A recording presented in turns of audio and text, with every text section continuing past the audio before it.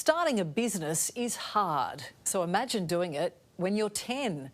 Business moguls are getting younger and younger. And to find out the secret, we sat down with 3 superstars doing it their way. It looks like just a whole lot of fun. But in today's world, this is how big business is done. Whoa! Australians are coming up with million-dollar ideas, and these entrepreneurs are in their teens, their 20s and their 30s, and they're just getting started. Now we're doing 10 to 20 hours of brand new content every week across 9 different channels. We want to do workshops all around Australia. How fun, you get to make a cupcake and a cake. So in 2025, we're predicting around 800 tonnes of pistachio puppy imported from Italy, which is insane. At 10 years old, Jordan Barclay didn't know he'd launched a multi-million-dollar business. At 11, Sienna Grimmer had already forged a future in slime. And at 33, Mark Abdul-Malik took a risk on a spread so tasty there'd be lines out the door. It's definitely been a hustle. It's definitely been a hustle. With a little bit of hustling and a lot of hard work, these young CEOs are doing it their way. My speciality is knowing what people want to watch. Now 22 years old, Jordan's been a leader in the world of YouTube for more than a decade. So I started when I was 10 years old in 2012. I lived in Bendigo. The internet speed was less than a kilobit upload. So when I uploaded a video to YouTube, it would take maybe a week. From 4 walls in country Victoria to his live-action studios in Collingwood, Spawn Point Media, spawned by a 10-year-old, is now one of the largest YouTube networks in Australia. I was doing everything. I would wake up 6 a.m. before school, work, go to school, come back, work again, film on the weekends. It was pretty full on, and now I actually only work 9 to 5.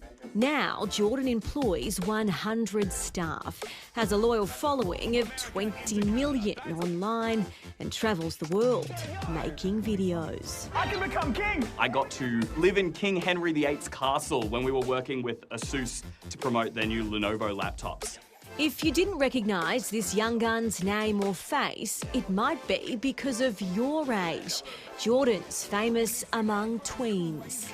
When I was growing up, frankly, on the internet, there's a lot of dangerous stuff. There still is, and my parents wouldn't let me watch anything.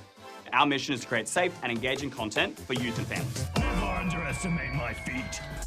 But for this 18-year-old director, it's out with the screens and in with the slime. Sienna's mission is to entertain kids with their own 10 fingers and thumbs. They spend less time on their iPads or on the TV and they play with slime instead, so they love it. In just 7 years, Sienna and her family have grown out of their home garage and into a factory in Melbourne. A factory this teenager bought with her own profits. We do hundreds of orders a week, so we go through a lot of slime. At Sienna's Slime HQ, they go through about 100 kilos of non-toxic glue a week to make all the colours of the rainbow. So we have like bubblegum, birthday cake, cookie dough. We've got a few fruity smells as well. Between mixing slime and writing school essays, Sienna won't be going to university. She'll be travelling the country, hosting slime parties for kids instead. We host up to 6 parties a weekend. We could do more, but I like to host all of them to make sure they're all perfect. Do you find that girls gravitate to Sienna slime more than boys? Yeah, the girls love it, but the boys secretly love it. They secretly love it. And for a slime novice like me, Oh, we could put this in here. Look at that creation. it's addictive. I didn't ever think it would even become a business. For Mark, venturing into the unknown in his 30s took guts. But when the product tastes as good as it looks, the risk was worth it. When we did launch Pistachio Puppy back in 2023, we sold out in 4 minutes. No one loves pistachios quite like Mark. It's like a green version of Nutella.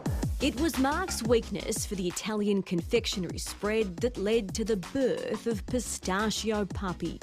We would have pistachio croissants, pistachio donuts, cannolis in Italy. And I come back from Italy and I come back to Australia and like, it's almost impossible to find. So I noticed there was a bit of a gap in the market when it came to pistachio spreads.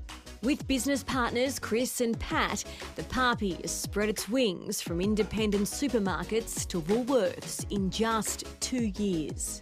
It's a product we've always dreamt about having it in everyone's pantry at home and a product they can share with family and friends. But it's been Pistachio Puppy's marketing 2, 4, 6, 8. that's really kept tongues wagging. We tend to do things a bit more loud and cheeky. Their unorthodox approach to selling the $12 jars has only boosted their cult following. We have people flying from Sydney, Perth, Queensland just to buy a jar of pistachio papi, which is insane. They're the boss boys and girls turning fun into a 9 to 5. Yeah, all very smart cookies. Might have to give my own kids a bit of a nudge.